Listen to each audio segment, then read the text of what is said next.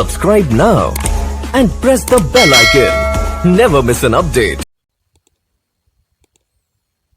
Hello दोस्तों, Ajit math study channel में आपका स्वागत है। आज हम देखेंगे 12वीं कक्षा के फिजिक्स मॉडल पेपर जो बिहार बोर्ड में बार बार पूछे जाते हैं। तो हमारा पहला प्रश्न कर रहा है, विद्युत आवेश का क्वांटम इलेक्ट्रोस्टैटिक यूनिट मात्रक में होता है। क्वेश्चन नंबर पहला का जो हमारा आंसर है वह क्या है, 4.78 गुने 10 के पावर -10 होता है। क्या होता है? तो आंसर ए। अगला प्रश्न करा है, क्वेश्चन नंबर 2 करा है, कूलोम आवेश बराबर होता है। कूलोम आवेश बराबर होता है। क्वेश्चन नंबर 2 का जो हमारा आंसर है वह 3 गुने 10 के पावर 9 इलेक्ट्रोस्टैटिक यूनिट। आंसर क्या है? तो ए है। अगला प्रश्न करा है, क्वेश्चन नंबर 3 करा है, कूलोम आवेश बल है। कूलोम आवेश बल है। क्वेश्चन नंबर 3 का जो हमारा आंसर है वह क्या है, ए और बी दोनों केंद्रीय बल और विद्युतीय बल। आंसर से। अगला प्रश्न करा है, क्वेश्चन नंबर 4 करा है, इलेक्ट्रॉन का विशिष्ट आवेश होता है। इलेक्ट्रॉन का विशिष्ट आवेश होता है। क्वेश्चन नंबर 4 का जो हमारा आंसर है 1.8 गुने 10 के पावर 11 kg कूलोम। आंसर क्या है? कूलोम प्रति kg। आंसर है ए। अगला प्रश्न करा है, क्वेश्चन नंबर 5 करा है, स्थिर विद्युतीय क्षेत्र होता है। स्थिर विद्युतीय क्षेत्र होता है। क्वेश्चन नंबर 5 का जो हमारा आंसर है संरक्षी। क्या होता है? तो संरक्षी। Answer A. अगला प्रश्न करा है, क्वेश्चन नंबर 6 का रहा है, किसी वस्तु पर आवेश का कारण है। किसी वस्तु पर आवेश का कारण है। क्वेश्चन नंबर 6 का जो हमारा आंसर है इलेक्ट्रॉन का स्थानांतरण। इलेक्ट्रॉन का स्थानांतरण। आंसर क्या है? तो सी। अगला प्रश्न करा है, क्वेश्चन नंबर 7 करा है, मुक्त आकाश का परावैद्युतांक होता है। मुक्त आकाश का परावैद्युतांक होता है। क्वेश्चन नंबर 7 का जो हमारा आंसर है 8.85 गुने 10 के पावर -12 होता है। आंसर क्या है? तो सी। अगला प्रश्न करा है, क्वेश्चन नंबर 8 करा है, किसी आवेशित वस्तु पर 1 कूलोम आवेश होने के लिए उनमें से निकाले गए इलेक्ट्रॉन की संख्या होगी। उनमें से निकाले गए इलेक्ट्रॉन की संख्या होगी। क्वेश्चन नंबर 8 का जो हमारा आंसर है 6.25 गुने 10 के पावर 18। 6.25 गुने 10 के पावर 18। आंसर क्या है? तो ए। अगला प्रश्न करा है, क्वेश्चन नंबर 9 करा है, किसी वस्तु पर आवेश की न्यूनतम मात्रा कम नहीं हो सकती। कम नहीं हो सकती। क्वेश्चन नंबर 9 का जो हमारा आंसर है वह 1.6 गुने 10 के पावर 19 -19 कूलोम। आंसर क्या है? तो ए। अगला प्रश्न करा है,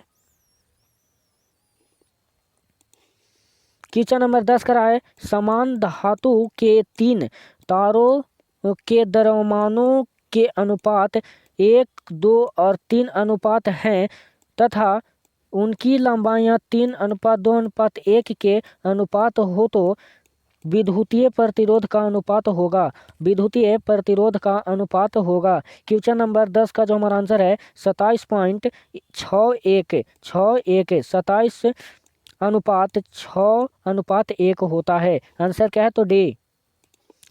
अगला प्रश्न करा है, क्वेश्चन नंबर 11 करा है, यदि विद्युत बल्ब में धारा 3% से बढ़ाई जाती हो तो समान प्रतिरोध की उसकी शक्ति बढ़ेगी। समान प्रतिरोध की उसकी शक्ति बढ़ेगी। क्वेश्चन नंबर 11 का जो हमारा आंसर है 6%। क्या होगा? 6% से। अगला प्रश्न करा है, क्वेश्चन नंबर 12 करा है, 4 प्रतिरोध कुंडली जिनमें प्रत्येक का प्रतिरोध 4 ओम है तो समांतर क्रम में जोड़ी गई है तो उनकी संयुक्त प्रतिरोधकता होगी, पर संयुक्त प्रतिरोधक होगी। क्वेश्चन नंबर 12 का जो हमारा आंसर है वह है 1 ओम। क्या होगा? तो 1 ओम, आंसर ए। अगला प्रश्न करा है क्वेश्चन नंबर 13 का रहा है, एक सूखे सेल के विद्युत वाहक बल 1.5 वोल्ट हो तो है और आंतरिक प्रतिरोध 0.552 है। यदि यह सेल एक बाहरी प्रतिरोध में 1 एम्पीयर की धारा भेजता है तो सेल का विभवांतर होगा, सेल का विभवांतर होगा। क्वेश्चन नंबर 13 का जो हमारा आंसर है वह है 1 वोल्ट। क्या होगा? तो 1 वोल्ट, आंसर बी। अगला प्रश्न करा है क्वेश्चन नंबर 14 करा है, तांबे के एक तार तथा जर्मेनियम के एक तार को कमरे के ताप से 80 केल्विन तक ठंडा किया जाता है तब प्रतिरोध है। क्वेश्चन नंबर 14 का जो हमारा आंसर है, तांबे के तार का घटेगा तथा जर्मेनियम के तार को बढ़ेगा। आंसर क्या है? तो सी। अगला प्रश्न करा है क्वेश्चन नंबर 15 करा है, किसी चालक का विशिष्ट प्रतिरोध बढ़ता है, किसी चालक का विशिष्ट प्रतिरोध बढ़ता है। क्वेश्चन नंबर 15 का जो हमारा आंसर है, ताप बढ़ने से क्या है? तो तापमान बढ़ने से, आंसर ए। अगला प्रश्न करा है क्वेश्चन नंबर 16 करा है, चुंबकीय क्षेत्र का एसआई मात्रक है, चुंबकीय क्षेत्र का एसआई मात्रक है। क्वेश्चन नंबर 16 का जो हमारा आंसर है वह है टेस्ला, आंसर ए। अगला प्रश्न करा है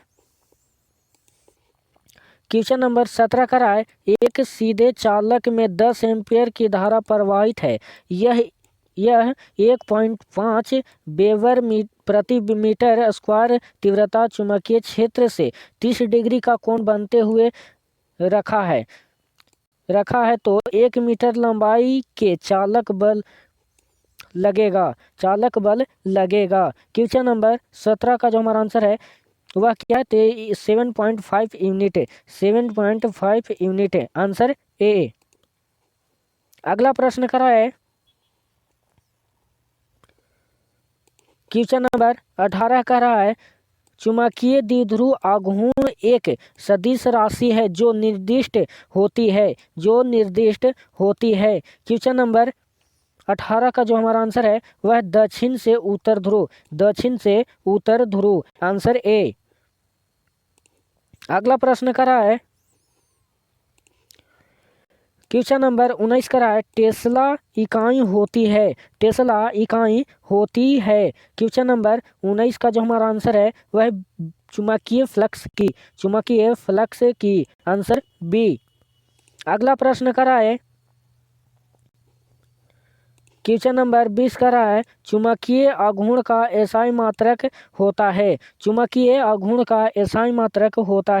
क्वेश्चन नंबर 20 का जो हमारा आंसर है एम्पियर मीटर स्क्वायर होता है, आंसर क्या है? तो बी। अगला प्रश्न करा है क्वेश्चन नंबर 21 करा, ध्रुव प्रबलता का एसआई मात्रक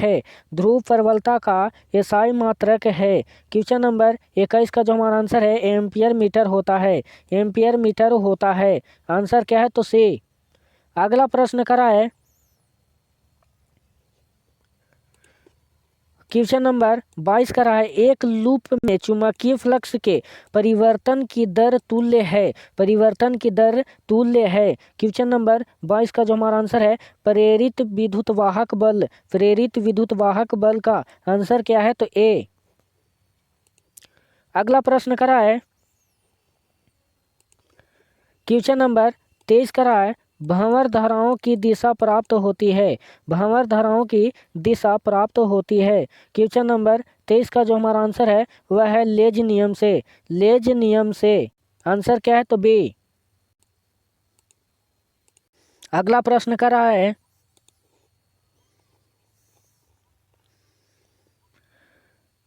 क्वेश्चन नंबर 24 का रहा है चुंबकीय प्रेरण के समय के साथ बदलने से किसी स्थिर लूप में उत्पन्न होता है। किसी स्थिर लूप में उत्पन्न होता है। क्वेश्चन नंबर 24 का जो हमारा आंसर है वह है प्रेरित वैद्युत क्षेत्र। प्रेरित वैद्युत क्षेत्र आंसर क्या है तो सी। अगला प्रश्न करा है क्वेश्चन नंबर 25 का रहा है चुंबकीय फ्लक्स का एसआई मात्रक नहीं है। चुंबकीय फ्लक्स का एसआई मात्रक नहीं है। क्वेश्चन नंबर 25 का जो हमारा आंसर है वह क्या है तो हेनरी। Answer D. अगला प्रश्न करा है क्वेश्चन नंबर 26 का रहा है चुंबकीय प्रेरण के समय के साथ बदलने से किसी बिंदु पर उत्पन्न होता है। किसी बिंदु से उत्पन्न होता है। क्वेश्चन नंबर 26 का जो हमारा आंसर है वह है वैद्युत क्षेत्र। वैद्युत क्षेत्र आंसर क्या है तो सी। अगला प्रश्न करा है क्वेश्चन नंबर 27 करा है उदग्र तल में चालक तार की वृत्ताकार कुंडली रखी हुई है। इसकी ओर एक छड़ चुंबक लगाया जाता है तो चुंबक की उत्तरी ध्रुव कुंडली की ओर है तो चुंबक की तरफ से देखने पर कुंडली में प्रवाहित विद्युत धारा की दिशा होगी। प्रवाहित विद्युत धारा की दिशा होगी। क्वेश्चन नंबर 27 का जो हमारा आंसर है वामावर्त। वामावर्त आंसर क्या है तो ए। अगला प्रश्न करा है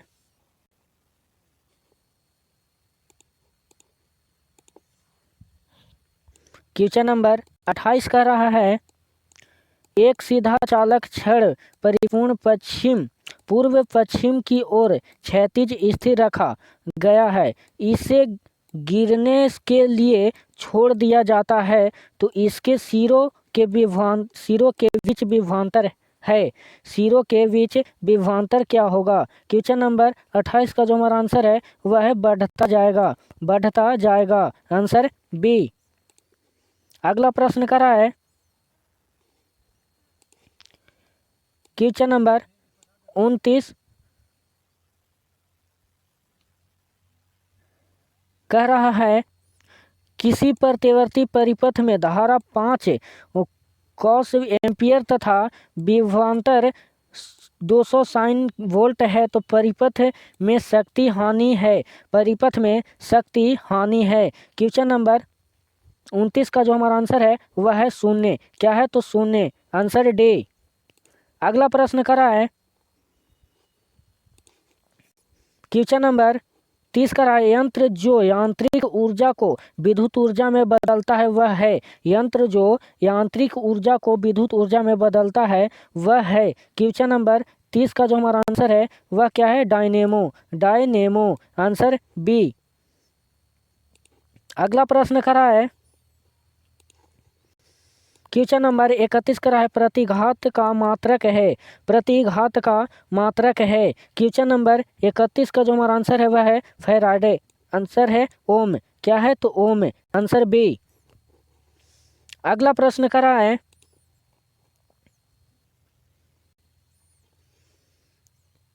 क्वेश्चन नंबर 32 का रहा है एक प्रतिवर्ती धारा की शिखर वोल्टता 440 वोल्ट है तो इसकी आभासी वोल्टता है। इसकी आभासी वोल्टता है। क्वेश्चन नंबर 32 का जो हमारा आंसर है वह 220√2 वोल्ट।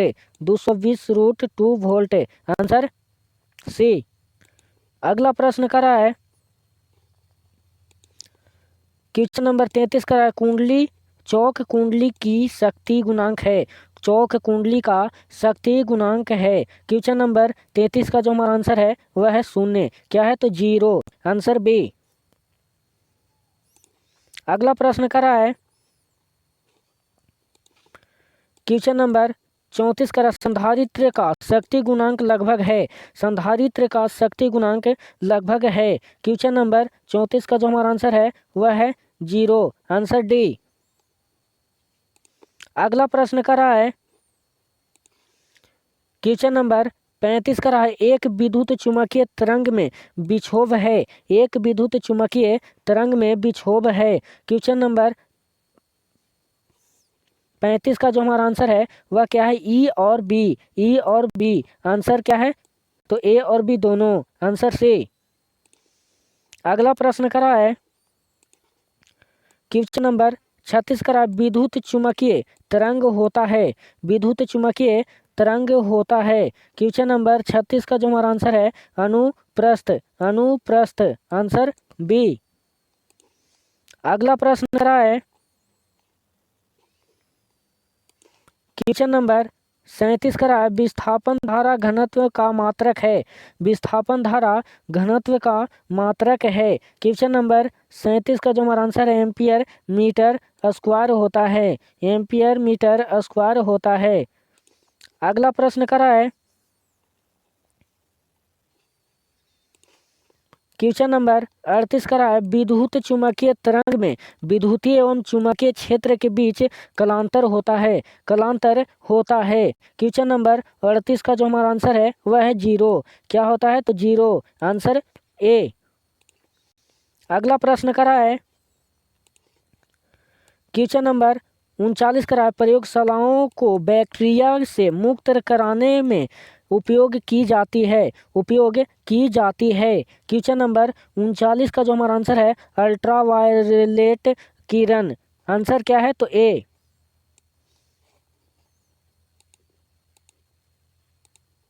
अगला प्रश्न कर रहा है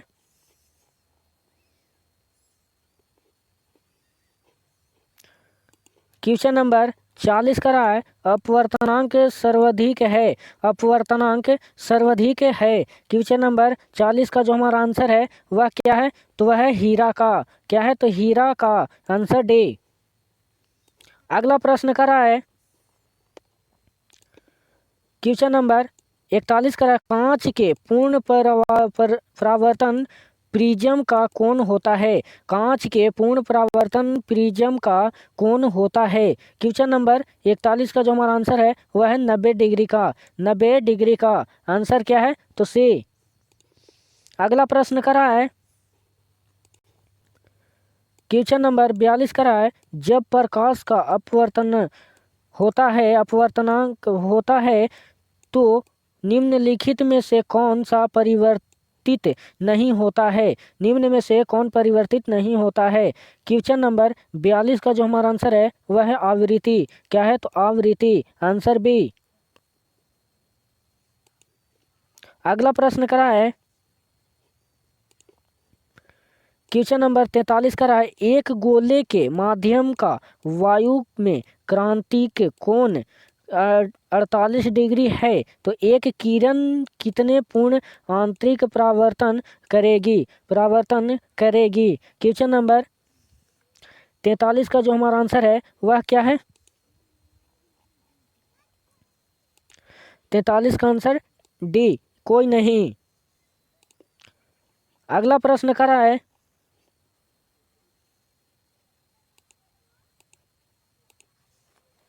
क्वेश्चन नंबर 44 का रहा है, ऑप्टिकल फाइबर किस सिद्धांत पर कार्य करता है, किस सिद्धांत पर कार्य करता है। क्वेश्चन नंबर 44 का जो हमारा आंसर है पूर्ण आंतरिक परावर्तन, पूर्ण आंतरिक परावर्तन, आंसर क्या है, तो से।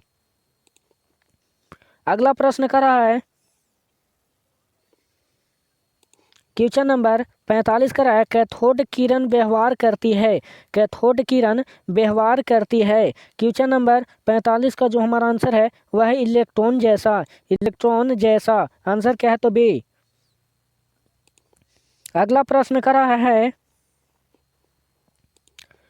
क्वेश्चन नंबर 46 का है, एक इलेक्ट्रॉन एवं एक फोटोन की तरंग लंबाई 1.00 न्यूटन मीटर है, तो जिन इनमें किसके संवेग का मान अधिक है, संवेग का मान अधिक है। क्वेश्चन नंबर 46 का जो हमारा आंसर है वह है दोनों संवेगों के मान तुल्य हैं, आंसर क्या है, तो सी।